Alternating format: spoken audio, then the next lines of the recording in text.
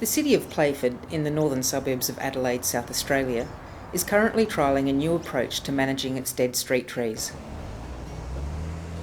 All trees must die eventually, but in nature a tree's death does not mark the end of its usefulness for the other creatures in the local ecosystem.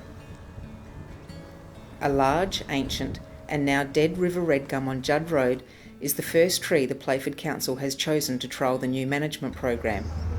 In consultation with residents, the Council has begun to trial retaining standing dead trees where they represent a biodiversity resource of considerable value. This tree already provides a substantial number of nesting hollows, and the aim is to further extend this important potential habitat while ensuring the tree is a safe and aesthetically pleasing part of the local streetscape. Playford Council's Horticultural Services team has engaged an experienced contractor to assess the tree both for its safety and potential habitat.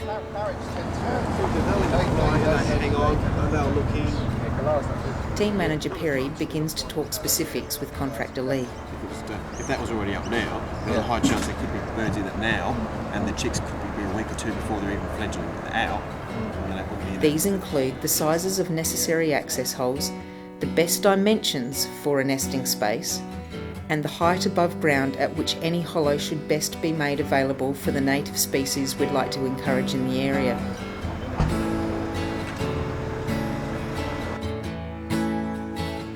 Naturally, a thorough inspection of the tree must be undertaken before any work can commence. We know the tree already has natural nesting hollows.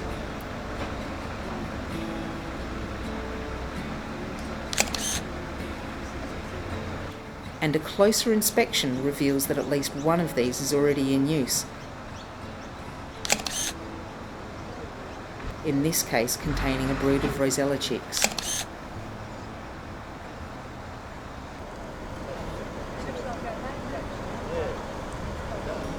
The tree also shows signs of its dead limbs having been previously lopped and managed to boost both its structural integrity and biodiversity value.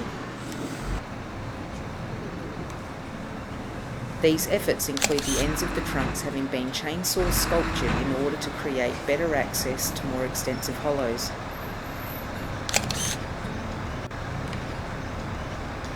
Perry from Playford's Horticultural Services watches the progress of the inspection with local resident Peg. Further natural hollows are revealed.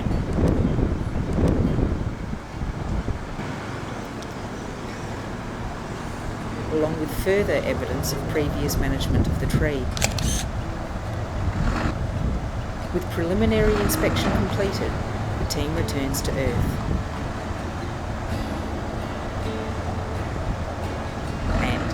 Armed with this new information and an array of photographs, a discussion follows as to the best way to shape the tree in order to maximise its biodiversity value.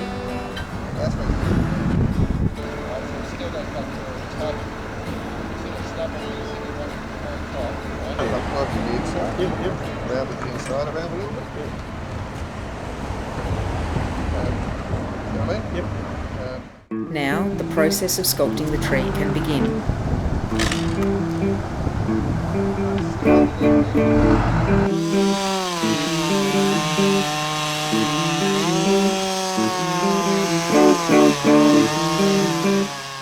Limbs are cut in order to provide maximum access to hollows, and existing hollows are enlarged.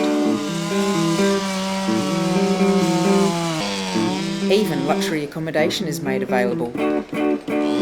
Here, a fascia from the trunk has been removed,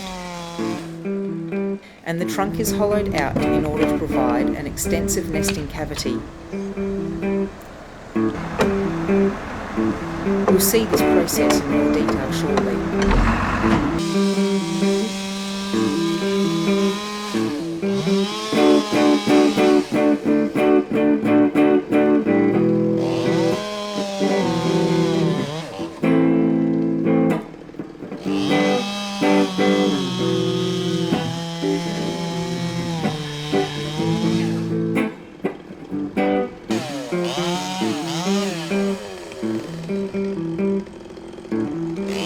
The ends of the trunks are further carved to enhance the look of the tree and in order to provide niches for insects.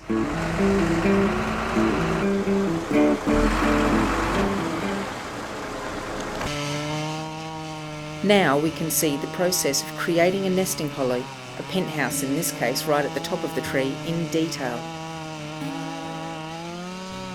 First, a face plate is removed from the limb. The interior cavity is then created by being repeatedly cross-cut with the chainsaw.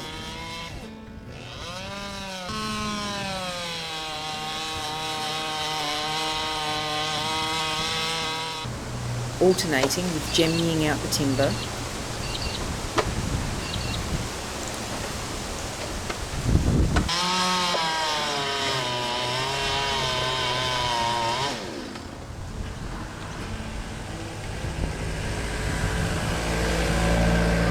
or even hammering it where required.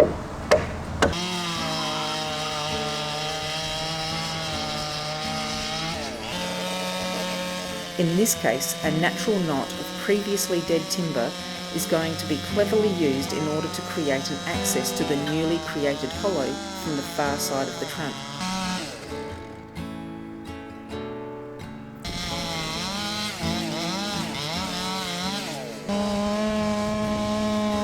Here we can clearly see the entrance afforded by removal of the knot.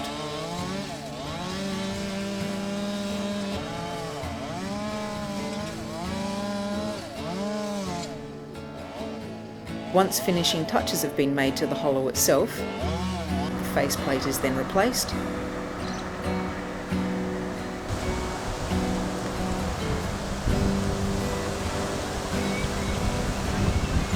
and bolted into place.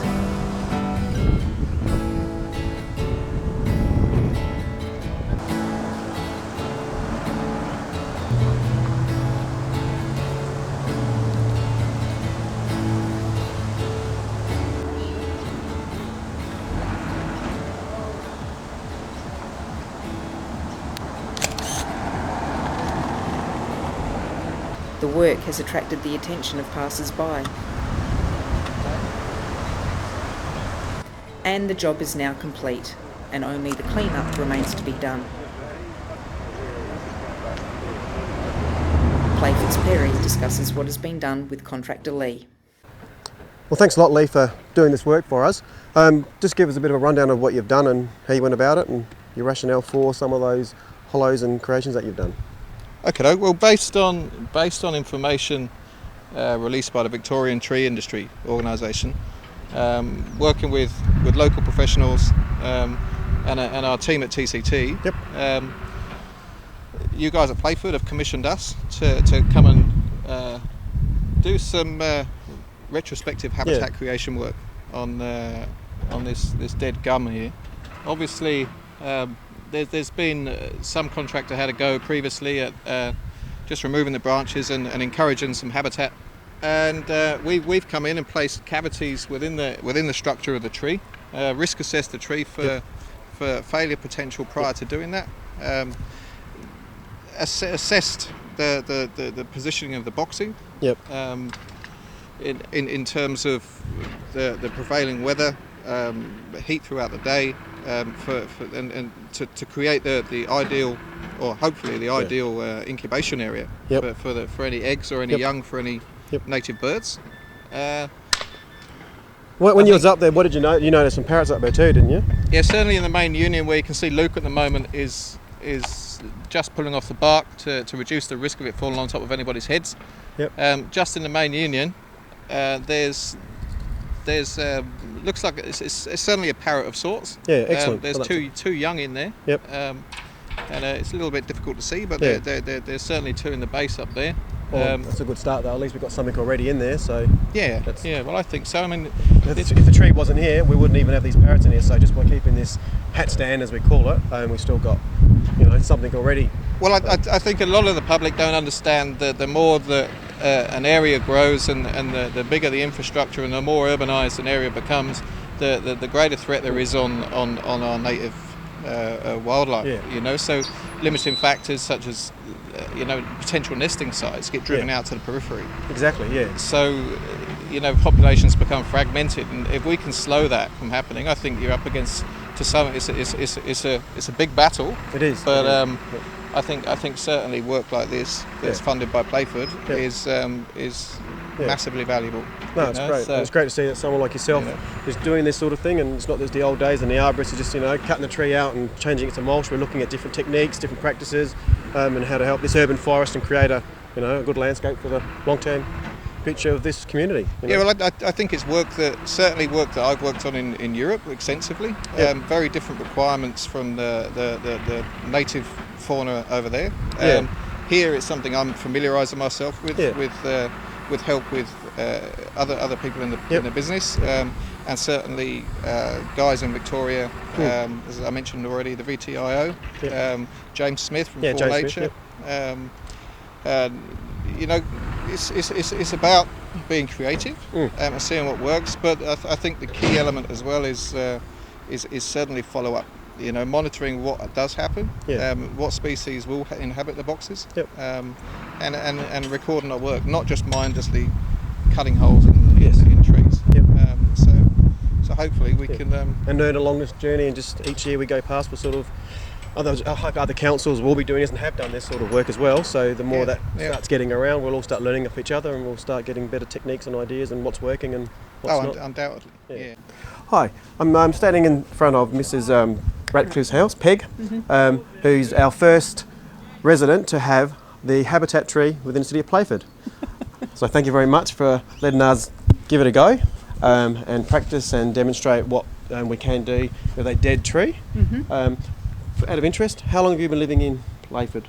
1956, I think. So you've seen a lot in that time, haven't you? A lot of change? Oh, yes. Yeah. So do you see the importance of the street trees and trees around the city within where you're living? Yeah, it's a bit of a difference anyway, isn't it? Yeah. So we've already identified that there's some parrots already within that tree. Yeah. So that's great. So in a sense, if we took that tree down, last year, those parrots wouldn't even be in that tree, and I don't know where they would have gone. It just means there'd be more parrots fighting for the minimal hollow logs that we have within the area. That's right, yeah. It's really great, and I think the parrot family, thank you for giving them the opportunity to I didn't know there was any nesting in there. Yeah, so they've already, So with the ones we just created, hopefully we'll come back and revisit it, and hopefully show the community what new ones we have in the front. And then what I'd like to do, so also what Playford would like to do to thank you for being so generous and accepting us to do this and leaving that out, because not everybody would sort of do that. But you've been out there and crazy and ready to give it a go, which is fantastic. So myself and the greening team, Bill and Joe, Linda, would like to offer some plants, some local native plants to help encourage local biodiversity for you. Yeah. And I know you showed me your back garden, and you've got a little patch there that I think would be perfect. We can give you some little plants, and you can actually create a little bit of the native habitat for the birds. So now what you've got this really nice big tree, you've got a back garden, and I noticed you have bird bath. Yeah. So, you have told me some stories about you had a galah come down, or a sulphur crest. A galah came and I had a bucket of water, and I bent down like that, and he drank out of it. Excellent. It was really good. Yeah. So I think you've got potential in your back garden, because what we live in is called an urban forest, and it's really important.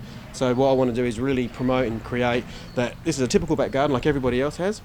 So what we'll end up doing is sometime we'll go down the back, have a look at your garden, look at what you've got, and we can actually talk and... Weeds. It doesn't matter. We can talk and show what the back garden can do and how it can create backyard biodiversity in any typical back garden, and some things that people might overlook.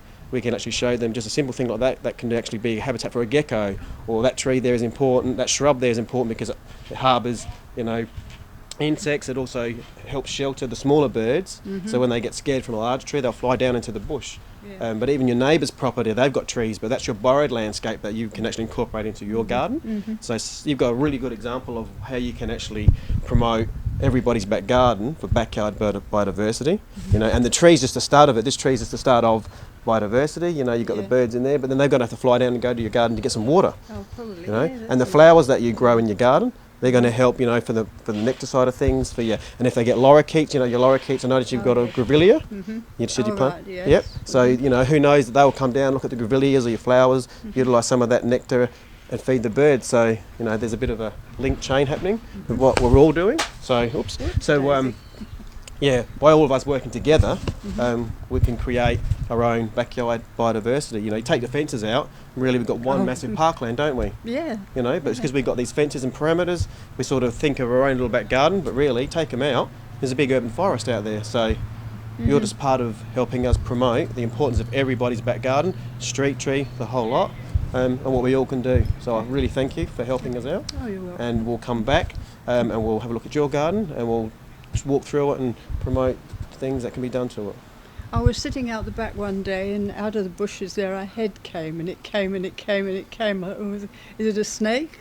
But it was a lizard. Excellent. And he went up and over that little wall. Oh, yeah. Yeah. Well, that's really good, and that's what we've got to really encourage, is having those sort of things in back gardens. Haven't seen him since. No, but he's probably gone to the neighbour's house because they've probably got some nice vegetation and some maybe. nice snails that they can eat. You know.